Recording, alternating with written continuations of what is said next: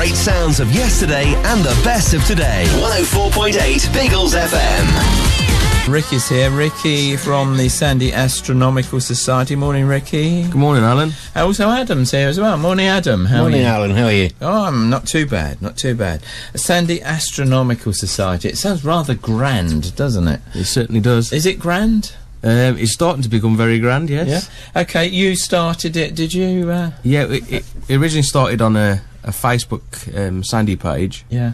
We started spamming their page with all our astronomical photos, and then decided to make our own Facebook page. Yeah. We then started meeting up in the Queen's Head pub, and began to gather a small pace. After a couple of months at the pub, we decided it wasn't the best location for the children that were part of our group. Yeah. And Tracy at Mama's Coffee Shop invited us in there, and we've been there ever since. We meet on the first Thursday of each month at 7 o'clock. How many people turn up then for the meeting at the moment? We started off with probably about 5 of us, and we're now up to about an average of anywhere between 10 to 20 people every month that turn up at the shop. Yeah. We've had an event at the RSPB Lodge, and that probably attracted about 30 people. About 30, yeah. Yeah, and we've had several other sort of little events around, usually in the local car park of Sandytown. Yeah. And we do stuff sort of off the cuff as to suit with the weather and the sky. And we're slowly growing. Yeah. And you're on Facebook as well, so there's a Facebook page and you've got quite a few people on there, haven't you? Yeah, that's our main hub, really. Yeah. We've an account on Twitter. Yeah. We've an internet page with Moonfruit, a free page. Oh, yeah, yeah. The best place to find us is on Facebook, Sandy Astronomical Society. That's what it is, Sandy Astronomical Society? Yeah. All one word? Yeah, it's on the little leaflet, the full details. Right, okay, oh yes, I see. Yeah, Sandy Astronomical Society. Put that into Facebook, and then you can just like the page and be just sort of part of the team. Yeah, follow what we're up to. Is it a club? Do you have to pay money to come along each week? Or yes and no. We do invite people to come along free. However, when we have an event, we do charge £1 per person to come. Yeah. But if you're a member, which is £5 a year, that includes your whole immediate family at that address. So for £5, if you've got 5 members of the family and you go to one event, you've already paid for it. Yeah. And in part of that membership, you get insurance, your telescopes and such on our events. And part of our other events where we go out to the Astronomical Institute of Astronomy at Cambridge University, we've got good ties with the CAA over there. Right. So you have trips out then. Do you have to have a telescope then? Have most of your members got a telescope? No, some members don't have telescopes. That is one of our big drives, is that we want more people to join us and not be scared that they haven't got a telescope or any knowledge. We all started off with no telescope and no knowledge. Yeah. And we like to share what we've got with other people. We'd rather people come that didn't have them than the ones that did, so that people that haven't seen it before can definitely come. Yeah. And we've recently been doing stuff with the Sandy Beavers, so they could do their badge. Yeah. A lot of kids had never seen anything, no planets and whatnot before. And they've gone away with a lot of knowledge, and the badge, obviously. Yeah. And they even got to eat some space station food last week. Really? Okay. Because you've just recently had a trip over to the States, haven't you? Yeah, that's right. Would you call yourself a bit of an anorak then for this stuff? I wouldn't like to call myself, but I suppose I'm turning into one. So over at the space station then, quite interesting, was it, over there? Yeah, I managed to catch a launch on the 1st of March. Yeah. It was a SpaceX Falcon 9 rocket that took up 2 GPS satellites. Yeah. One was a European television satellite. And then also I was there, I visited NASA Kennedy Space Center. Was taken around all the old 39 launch pads with the Saturn V's, and the space shuttle missions went up to obviously the space. A bit like a museum, is it part of it then? Yeah, a walking museum mainly. Yeah. Okay, interesting stuff. Okay, we'll be back with Ricky in a moment. If you've got any questions, and we'll have a chat and find out if you're thinking of buying a telescope, what sort to get as a beginner.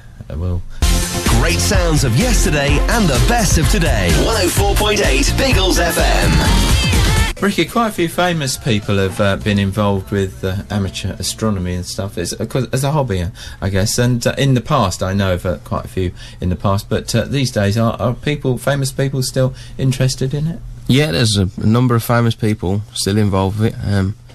Probably the most famous would be maybe Jonathan Ross, and obviously, Jonathan Ross, Jonathan Culshaw, the impersonator. Yeah.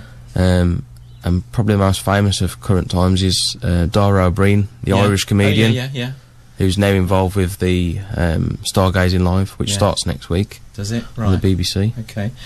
So looking for a telescope, you're thinking of starting out, and I guess you can set one up anywhere, but there must be an optimum viewing angle. Do you have to take it out into the garden, or what? What area?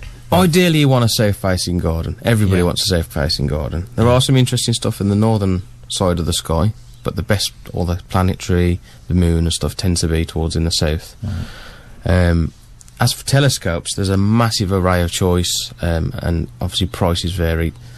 Your sort of best starting scopes really start from about the £300 upwards. However, you can get some really good deals on Amazon and eBay. And if you've got access to stuff such as Costco, you can get some really good deals on the American Celestron scopes. Yeah.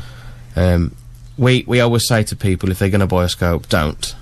Always come and sort of show us what they're looking at buying, so we can advise whether they're getting the best for their money. Right. Okay. So if anybody is listening and they want to buy a scope, we do encourage you to come to at least one of our meetings and show us what you're thinking of buying, so we can advise you, so you get the best for your money. Good idea. And sometimes I guess you might bump into someone who is upgrading, and you may get a bargain that they're passing on or something like that, I guess. Yeah, we openly encourage members to sell stuff on our page. Yeah. Well, on your Facebook page? Yeah, on our Facebook page. So have a look there if you're thinking of buying a scope. Does it have to be some really old scopes you see here and there? Are they any good? Some of the really old ones, or are the modern ones? Have they really made it now? Lenses better quality and things like that. I mean, I think on the amateur level, the lenses over the years have only slightly improved. Right. Probably maybe the quality of glass has changed. Yeah. But the perfect example of that, there's a 200-year-old scope at the Institute of Astronomy in Cambridge. It's 20 foot long. It's made of Norwegian pine, and the quality of that is just as good as a new scope that's a metre long now. But it's the feeling of that you're using something that's 200 years old. Yeah. So it's a fantastic historical piece to set your eyes upon. Yeah. Have you made an observatory in your own garden? Is that something? Unfortunately not. I would love to. I just don't have the space. Have any of your members, do they, have they sort of converted their sheds and taken the roof off, put a glass roof on? Is that what you do, to put a glass roof on, or do you need it completely open? Well, you only need a small slit in the roof, obviously, and that you can rotate the ceiling ideally, or the roof ideally. Yeah.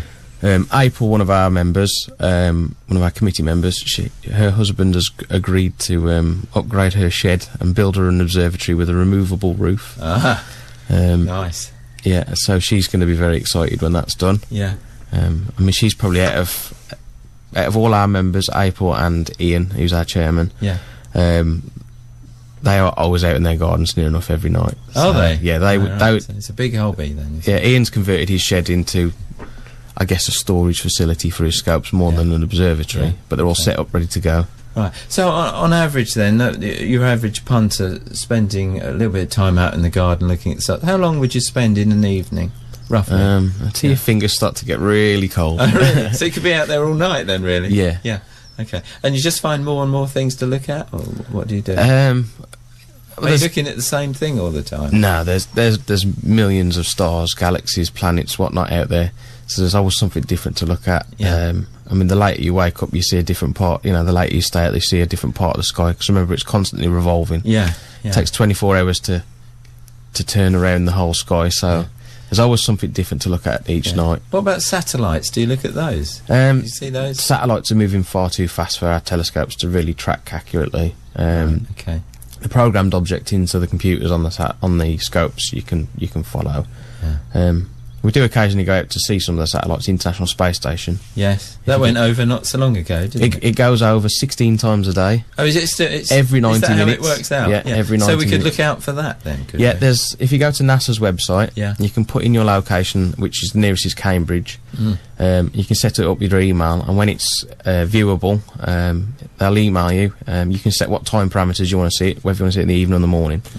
And you can pop outside and watch it fly over the sky. Right, okay, because I know in the press, I think it was just around about Christmas time, there was a little bit in the press saying that you will actually see it, and I did see it quite well, but that must have been a unique position it was in then, at that particular time. It orbits the Earth 16 times a day into... Over those 16 times it covers, I think it's about 90% of the Earth. Yeah. And obviously it's on a constant moving pattern, so that it does change its path through day and night. Okay. Seen anything unusual? Anything that you think that's a UFO or?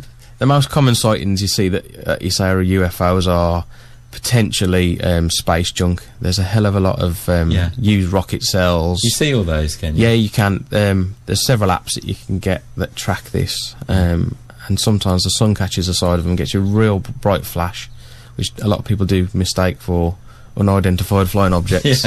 You don't believe in UFOs then? You sort of kind of slap me down there a bit. Do you? I do believe there is probably life out there in space. Yeah. I don't believe there's any life in our solar system. Right. Because we're the only habitable planet. But there could have been potential for life on Mars or Venus in the past. Like a song, doesn't it? Yeah. David Bowie. Mars. Okay, back with Ricky and Adam in a moment. Great sounds of yesterday and the best of today. 104.8 Biggles FM.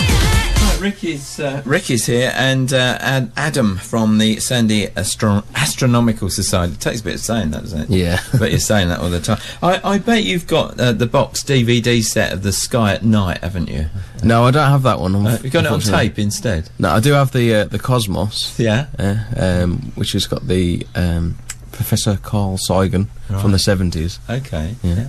Interesting stuff. Now, it's not a bad area, is it, round here for light pollution? Not too. I mean, we've got the A1 that's probably, but here in Potton at night, it's not too bad. Yeah, we're quite lucky over this side, really. I mean, we have to travel out of Sandy to get the best skies. Yeah. Where do you go then to normally? We go to Blunham, Yeah. Everton, Potton, or just between Wearsley and Gransden. Yeah.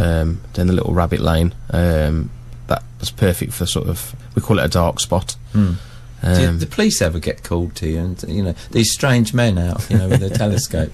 You never been pulled up or anything like that? No. I mean, we don't do any trespassing or anything. We just set up in public that's car park. part of the fun, isn't it? Trespassing with a telescope. Okay, so you set up in out and about, and there's not much light pollution there. So that because that's so important, isn't it? Yeah, Keep that light down. pollution, and believe it or not, the moon. The moon plays a big part in what you can see at night. Right.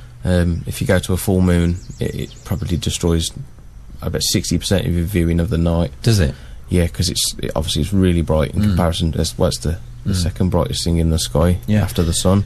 Now, coming up soon, we've got a solar eclipse, haven't we? This is something that we can look out for, and when is it? It's next Friday. First contact is when the moon begins to touch the side of the sun and starts covering it over is at 8:26. The maximum is that eclipse, in the evening? No, it's just in the morning. Oh, yeah. The maximum eclipse is at 9:31 a.m. GMT. Yeah. So that's when the moon's covered as much as it can of the sun. There'll be a small crescent just underneath the moon because it's not a full eclipse. Okay. If you want a full eclipse, you need to be going up to the Faroe Islands up in the Atlantic Ocean. Yeah. And then fourth contact, when the moon finally uncovers or touching onto the sun, is at 10:41. Right. It's about 70 minutes of viewing. Yeah. 89% totality. So it's a pretty good covering. It won't go very dim. It'll probably just give you the feeling that there's a dark cloud going over the sun. Yeah. Because that small slither of 11% of light is still going to provide a hell of a lot of daylight. And the next one's in 2017. Again, it's not going to be the total eclipse. The next total eclipse will be 2090, and unfortunately, I'll pretty much imagine I'll be in a box under the ground. Well, you never know. Okay, so that's something to look out for next Friday. Next Friday morning. Are you having the day off work then? Fortunately not, with my recent holiday. I've expired What all the about time you, off. Adam? Will you be? I won't be at work that day. No, No, he's having a day off. It's a lucky man. I'll be watching. Yeah. Okay. Now the next meeting, you've got a couple of meetings coming up, haven't you? At Mama's. Next one is on the 2nd of April, I believe. Yeah, that's on a Thursday evening, 10 o'clock. Sorry, 7 o'clock. Get 7 7 o'clock next Thursday. Next Thursday, on the 2nd of April. Yeah. And Okay. we do plan some meetings, possibly next week, in line with the Stargazing Live on the eclipse on the evenings. Right. To stay tuned on our Facebook page, and that'll Okay. sort of join up with the BBC's programming on Wednesday. Oh, right. Okay. So if you want to keep up to date with this, then have a look at the Facebook page, which is Sandy Astronomical Society on Facebook. Just do a Google search if you can't find it on Facebook. That'll take you to the page anyway, won't it? And then you can keep up to date, and you post up there regularly, do you? Yeah, Facebook's our most active account in this. Do people put pictures up there as well? Yeah, Things? yeah. Because how do you take the picture off the telescope? Is that easy to do? Yeah, it is Can you get an actually. attachment or something? I mean, I proudly support the fruit-based telephone Yeah. on my scope. Yeah. I've brought an adapter from a company in America Yeah. that sits over the lens, and the phone slots into the adapter. Oh, okay. I did originally make my own, but I've brought in a professional one now, Yeah. which allows me to adjust it. And I do it that way. But so the other guys have got the camera adapters. Yeah. It's called a T-piece. Right. And So you can April see at the same time, can you? Is that how it works? So you can. Yeah, you can use get- you can use the screen on the camera. Oh yeah, yeah. Yeah, of course. Ian, one of our chairmen, he takes he does his imaging with a load of photos. So imagine taking 100 photos of the same object, and then layers them on top of each other to bring Yeah. out the colour and the depth Right. of all the stars and whatnot that surround it. Yeah. But Ian's probably one of our best for photography, is he not?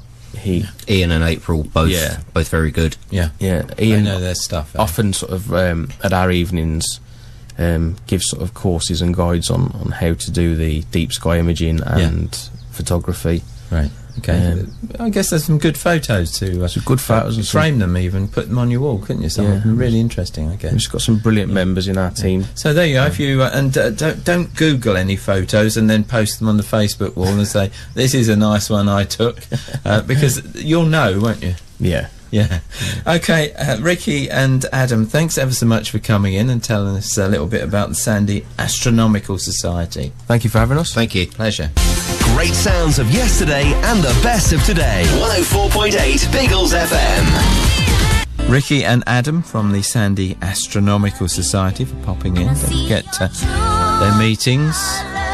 The next one, if you want to go along there, at Mama's Cafe in the High Street, Sandy, 2nd of April, just go along and meet the team there. Join in the fun. Great sounds of yesterday and the best of today. 104.8 Biggles FM.